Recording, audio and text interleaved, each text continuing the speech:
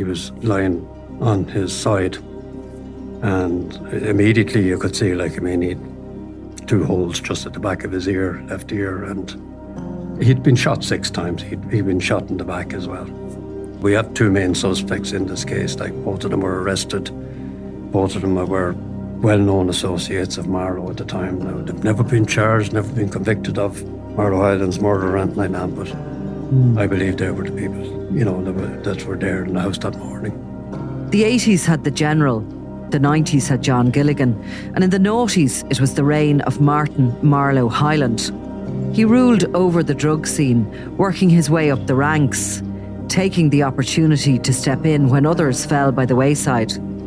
He grew increasingly reckless and paranoid and therefore became a liability. He had to go. And the circumstances of his death just added to his legacy. That an innocent young man doing an honest day's work lost his life is just terrible. You're listening to Caught in the Crossfire, Episode 5, The Chief Suspects. So were you working that day in December? Yes, I was actually. I was working. I was up in Blanchardstown Station that morning, and I remember it vividly. I remember getting the call. There was a shooting down in Scribblestown, and, you know, I was coming on phone and that I was coming back in, that there was 2 people shot dead. And then you got the word, like, I mean, it was Marlo Hyland and a young lad, a young plumber. You heard that before you even got there? No, like, I mean, even as I was on my way, we were getting information. Like, I mean, I went down with the local superintendent at the time. I brought him down in my car. We drove straight to the scene and we arrived there, I'd say, less than 15 minutes or so after it happened. But it was amazing the amount of guards who had arrived from different areas, different groupings and detective units and that, like, I mean, who had arrived on the scene. The place was being preserved. That was retired Detective Brian Sherry, who remembers vividly the details of the day Marlo Hyland and Anthony Campbell were both shot dead. It was huge news, and within hours of their deaths, rumours of who was possibly responsible began swirling around Dublin's underground. In fact, you didn't have to be a gang member or criminal to have heard the names John Mangan and Willie Hines whispered up and down the city. As Christine told me, the dogs on the street seemed to know who had pulled the trigger. She certainly knew within a day or 2 who was supposed to have killed her only child. She'd never heard of either man before. There were also rumours about who had waited for them in a car outside the house in Finglas for the 6 or so minutes that it took to snuff out the 2 men's lives. Eamon, the Don Dunn. It made sense. It was a classic power play. But still to this day, no one has ever been charged. More than a dozen men were arrested and questioned in the days and weeks that followed the massacre. The Gardaí were under pressure, largely because an innocent young man had been caught up so tragically in the crossfire of this latest gangland assassination. But also, the public were sick and terrified of the kind of violent crime that was playing out in their neighbourhoods across Dublin and beyond. However, if they thought Marlo Hyland's death was going to make any difference, they were sadly mistaken. Not even the killing of apprentice plumber Anthony Campbell seemed to make a dent in the level of ferociousness on Irish streets. Almost instantly, there was a new boss in town, and the Don was every bit as volatile and brutal as his one-time close associate. In the 3 years after Marlo's death, it's believed Eamon Dunn was linked to at least 17 gangland slayings, right up until his own assassination. But we'll stick with Marlo's story for now, and the investigation into his murder and how close the Gardaí got to getting those responsible for killing Anthony. Now, there's a really unusual reason why we can discuss who the main suspects are, and always have been, in this double murder. John Mangan and Willie Hines, and of course the late Eamon the Don Dunn, who was killed in 2010. He was thought to have been the one to orchestrate the hit, or certainly it was orchestrated or directed by his own gang, is the belief. Marlo Hyland was killed by his underlings. And that John Mangan and Willie Hines were the gunmen, basically, and Eamon the Don Dunn was the getaway driver. Now, it is really weird why we can discuss this. And it's all thanks to a former colleague of ours. At the time of his death, Eamon Dunn was facing charges in relation to an attempted bank heist, and a number of other people were also facing charges. One of them was one of Eamon Dunn's closest associates, a guy called Joseph Warren. Unlike some of the others who pled guilty, Joseph Warren pleaded not guilty in 2012, and we had a trial. As part of that trial, our former colleague Paul Williams, who now works for the Irish Independent, was brought in to give evidence about what he had been writing in the run-up to the murder of Eamon Dunn. He described how Eamon Dunn who he was referred to as the Don in the articles, had taken over from Marlo Hyland, and Warren, as part of his defence, was claiming that, not that he hadn't been involved, but that he had been forced to take part in the theft by Eamon Dunn. Paul Williams was brought in to give evidence about how dangerous Eamon Dunn was. Warren had claimed that Eamon Dunn had told him he would be on top of Marlo if he didn't follow orders. He had pled not guilty to conspiring to steal money from a Chubb Ireland van. Joseph Warren's dad also gave evidence that the Gardaí had told him Dunn had also threatened to kill him over an £8,000 debt owed by his son. So this is all given as evidence of why Joseph Warren had become involved in this plot. Paul Williams was brought into the trial to give evidence about articles he had written in the Sunday World about the Dunn, including on one occasion when he'd rang up Eamon Dunn and taken a few quotes from him. But during this testimony, he sensationally, I suppose, named Willie Hines and John Mangan as the men responsible for breaking into the house that day and shooting Marlo Hyland dead. He explained that Mangan and Hines were two former lieutenants. They'd been well known to Gardaí, and that people on the ground, as you know yourself, even if a murder is never solved or nobody is ever charged, there's always talk. And he explained that people had spoken to him. Sources had revealed that those were the two gunmen involved on the day. He also pointed out during the trial that sometimes it suits criminals to let the word out about a big crime, to let the world know what they'd been involved in. From memory, I think he told the trial that people on the ground, sources, had sort of told him that the word was that Anthony Campbell had been murdered because he recognised one of the hitmen. Yes. One of them was supposed to have lived near where he lived in Greek Street Flats in the north inner city. He sort of said that sometimes those criminals like to suggest that they're involved in a big crime because it gives them a little bit of a kudos for their reputation. But that wasn't the case with the killing of Marlo Hyland because of the killing of Anthony Campbell. Yeah. It had abhorred a lot of people. Yeah. And he also described how he'd been given information on Eamon Dunn from members of his own gang, and that they are not the most intelligent or discreet people, and with the help of alcohol and cocaine would start shouting off their heads about it in the pub. A murder investigation requires a thoroughness that can be difficult for a civilian to fully comprehend. The level of forensic examination at the scene itself, the amount of man-hours required to talk to as many people as possible, the patience and skill required to explore every avenue possible, to make sure nothing is missed. It's a massive operation. Nobody knows that better than retired Detective Brian Sherry. He was one of the first officers to arrive at the house in Finglas that morning. From the beginning, he knew this was going to be a tough one to crack, and everything had to be done perfectly if they stood a chance of catching the killers. The ballistics and forensic people arrived fairly quickly. Very quickly. And I wouldn't, I made a decision, don't let anyone else into the house now until they arrive and go through it, because at that stage, there had been a few people into the house, and we had to take their fingerprints, shoes, everything else like that, and, for trace evidence and that. So the less they moved around in the house, the better. And that was including myself. And from a practical point of view, it's a very quick response. It's a very quickly shut down crime scene where this isn't a drive-by shooting. So from the obvious evidence to hand and the two victims that these gunmen have travelled through the house, one or both. So there's probably a lot to be garnered from that crime scene. But it was amazing, there was very little. Right. Believe it or believe it not, there was very little forensic evidence recovered at the scene.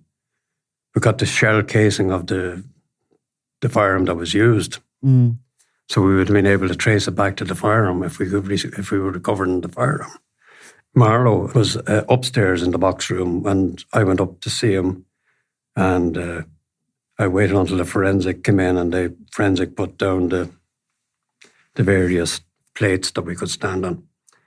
And I remember going up to see him, and he was lying on his side, and immediately you could see, he had 2 holes just at the back of his ear, left ear, and he'd been shot 6 times. He'd been shot in the back as well.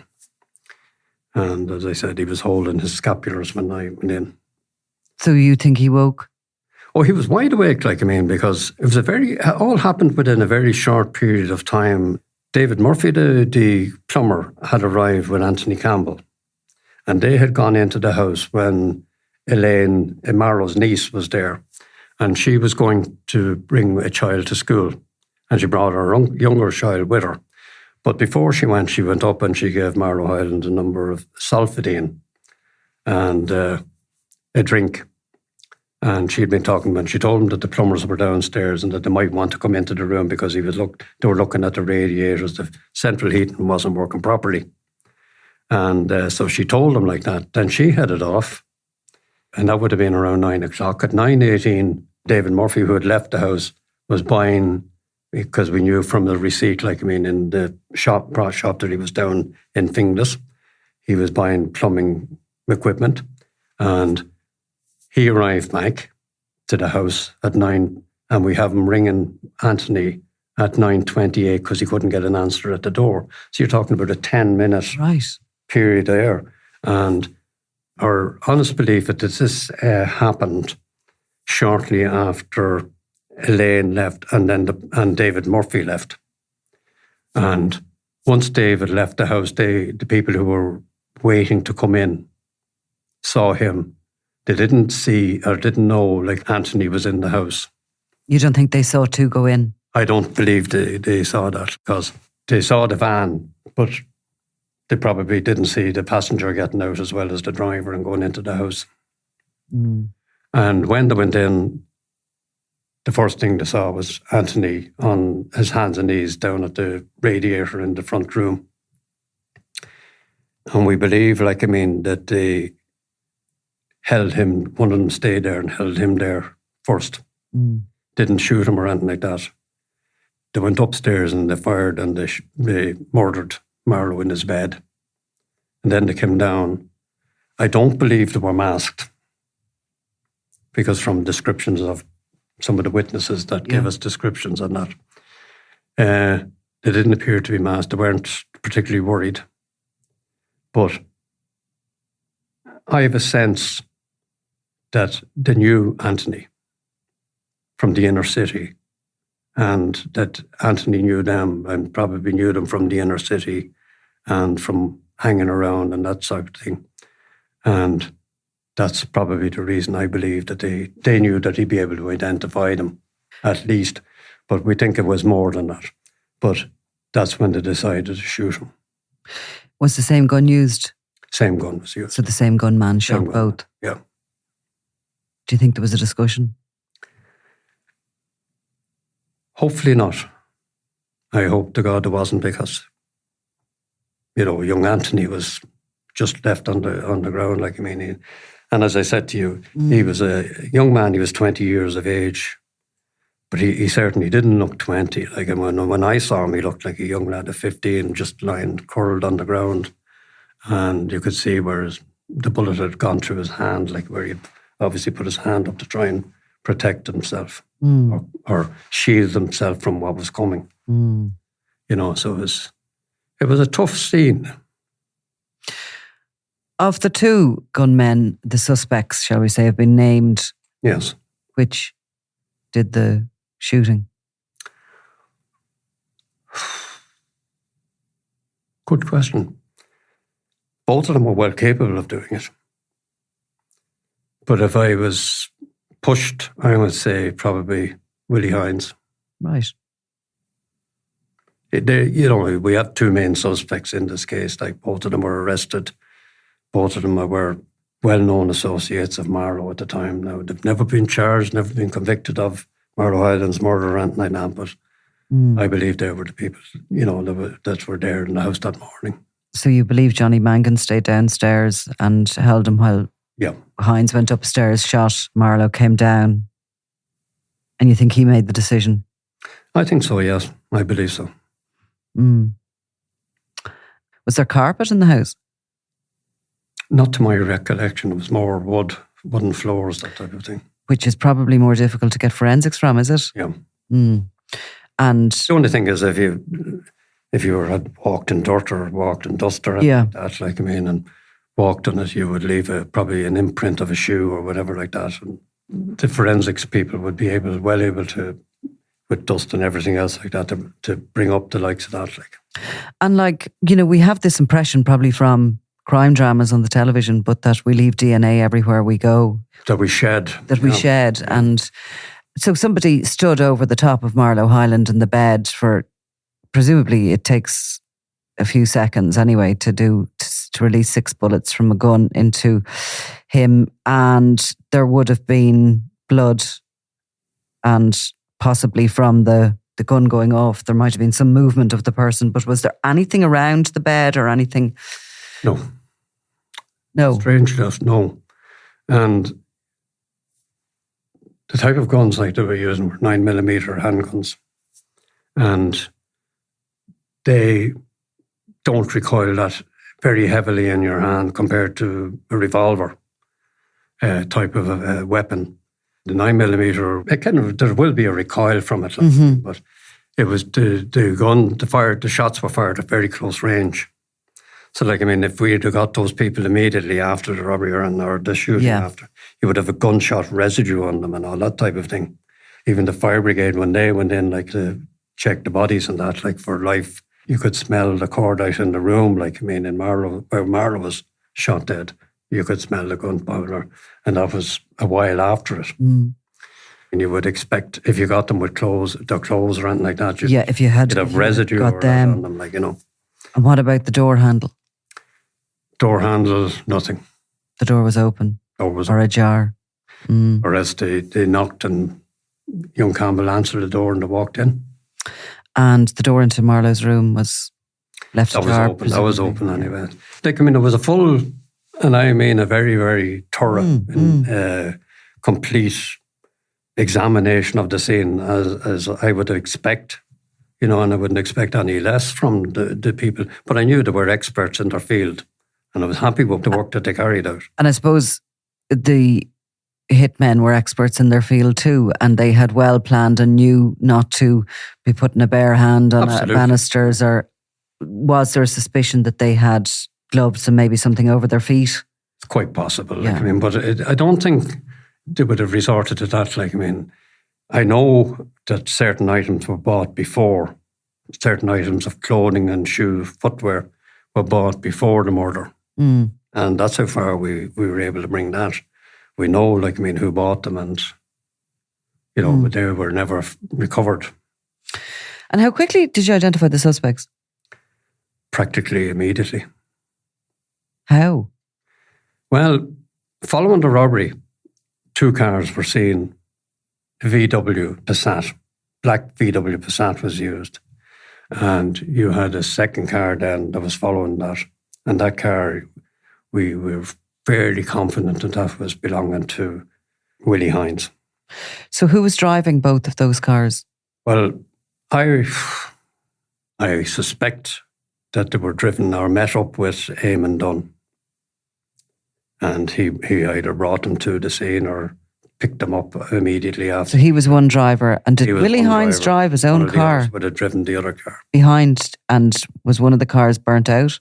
The VW Passat was burnt out. That was driven down to just off Ballygall Road East. You had a little laneway there which ran between Ballygall Road East down near there's an old folks' flats there, and it It used to be you could walk through it and drive through it at one stage. Even though there was bollards there, you could still drive through. But that particular morning that it was there, like, I mean, there was a steel shed, a workman's shed, like, I mean, from the corporation or council. And they were doing work in the lane and work on houses nearby. So they couldn't actually drive the whole way through, like, I mean. But that led out from Ballygall Road East into Glassanane Estate, Glassanane Avenue, which is just behind. And the car was set alight there, like, I mean. And again, like, I mean, the car didn't exactly burn to a cinder either, like, I mean. So there was, forensics examination of that as well. And 3 people in total? I believe there's 3, possibly 4 even. Yeah, possibly another driver of one of those cars. Driver, yeah. Unidentified. And, Eamon the Don Dunn, even back then, was a fairly recognisable face in that area. He was very, very recognisable and very... That was really at the beginning of his, how would you say, coming of age in criminality, like, I mean, in the area. Like, I mean, he was beginning to rise into notoriety. Like, I mean, he was there. He would have had visions probably of taking over Marlo's business. And did. And did, as we know. Did witnesses in the area, were they immediately terrified? Because this is like, okay, you've got 2 things going on in this murder. It's not a standard sort of gangland murder, because you have Marlo Hyland dead, but you have this innocent child almost dead as well, young adult. Did it change the kind of the usual way that people came forward with information? Were they more forthcoming, or were they still afraid? They were very afraid. And I went to several murders in Finglas, and the outskirts of Finglas as well. And we'd always do house to house. Like, I mean, that was a matter of, priority, that you would do it as quick as you could. Yeah. Because you might get someone then who would say something to you. Like, I mean, they mightn't say it to you, at the door, but they say, look, I'll drop down and see you, or something like that. Like, and we'd ask them to do that. Because I remember the last murder I was at Finglas, it was on a Sunday morning, and I was up at Ratote Road and Ratote Avenue. And I seen 2 fairly notable criminals there, and they were just looking down the street, and they were just giving the hand across the throat sign down to anyone who was there. In other words, keep quiet, don't open, don't say anything to the guards, like, I mean. And that was the type of thing that you had in the Finglas area, like, I mean, at that particular time. You had a lot of major criminals residing in the area. And people were actually quite terrified of, because there had been a lot of murders in the Finglas area. And they didn't want to be the next one. People were being intimidated. Any witnesses we ever got in Finglas were intimidated. Same in Blanchardstown. As the Gardaí were kept busy with their investigations, Anthony Campbell's mother, Christine, was getting to grips with her new reality of living in a world without her son. The depth of grief she dealt with is unfathomable. It didn't help that everywhere she turned for weeks afterwards, it felt as though Marlo Hyland's photograph was following her around. That's the one of him smiling, turned to face the camera, wearing a sleeveless t-shirt. And right beside it, almost every single time, was a photo of her son Anthony. The media coverage in the wake of one of the country's biggest criminals being assassinated was intense. Up until Anthony's death, Christine had been clueless about who he was. Someone said once in work he was a nice guy. And I thought, well, that's what you believe. But what an inappropriate thing to say to you, for goodness sake. Some people don't think. Yeah. And some people like dropping names on a bit, like, like when I'd be out, someone would send over a drink and I wouldn't take it. I'd throw it in case there was drugs in it. And people meant well, but I thought, no, I don't know you. So did you read up on him then? Did you find yourself wanting to know about him? I was just I just needed to find out facts for myself. I didn't like doing it, but I done it. He wasn't a nice person, was he? No. And then when people say he was a nice person, I'm thinking, what bleeding planet are you on? And when did you go back to work? Oh my God. I went back to work in December. I think I went back in the March. I had to get back because I think I would have gone out with worker. And I needed some, like, don't get me wrong, the job was great, but it was tough. Yeah. But it done me the world of good. I know that sounds a bit, because I haven't got time to think. It was a break Yeah. from your own brain, Yeah. nearly. And that's what happened. The first year when he died, I couldn't hold nothing down. My whole body took the impact. My head was okay. That's what the doctors said. It was like I couldn't keep. If I wasn't one way, it was the other way. But it wasn't diarrhea. It was so unsettling, and that took a chunk out of me. But again, you learn to live with it. And did you feel physical pain? Yeah. There's sometimes you get up and your legs will be killing you, the backs of your shoulders.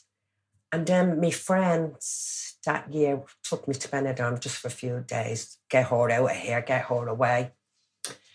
And I remember that this was the worst bit for me. I shouldn't have went. And we were having a laugh on the beach.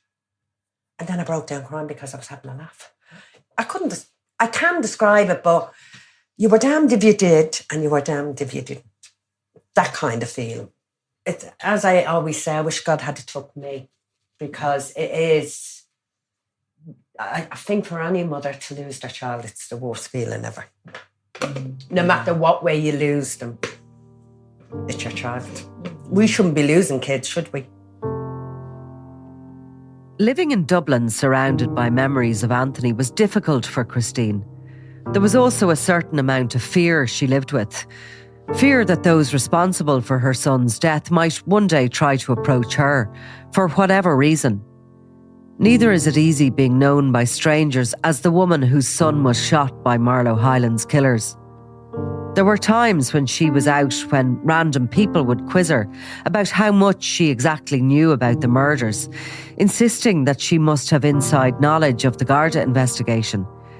They were always told exactly where to go. There was one bright spot on the horizon, however. While on holiday in Spain, she met a man from Leeds called Mark, and the two struck up a relationship. It took her some time to confide in him about what had happened to her son, and when she did, she found him to be sympathetic and understanding. When Mark eventually suggested she move to the UK to live with him, she decided to follow her heart and grab the chance of a new life. The two have since married. I always remember my cousin saying to me, "You were young enough to have a baby." And I said, "You couldn't give me what I already had." I just felt, no, I got the best. And now I'm getting that. But there's always that longing, you wish it was him. And I'd have loved to see him happily married, get his own house, maybe a grand, the stuff. But then you have to, you're getting it in other ways, but the way you want it, it can't be. When we went to visit Christine at her home in Leeds, it was clear that there are many good things about her life now. Her home is beautifully kept. It's a 2-up, 2-down in a large estate on the outskirts of Leeds city. Mark has 2 daughters from a previous marriage who both have children of their own. And Christine dotes over the grandchildren who, she admits, have her wrapped around all of their little fingers. She comes back to Ireland sporadically now, having lost both her parents in recent years and her sister, who died 4 years ago after a sudden heart attack at the tragically young age of 57. But while Leeds is home now and she's kept busy with her job in a local hospital, Anthony is never far from her thoughts. Not only because she misses him from the moment she wakes up every single day, but also because his killer has never been brought to justice. But that could change. Caught in the Crossfire is produced by Crime World. Writer and producer Jane Finnegan. Producer Claude Amini. Audio editor Jason Malini. Art and graphics, Enda Bulger. Executive producers, Nicola Tallant and Ian Malini.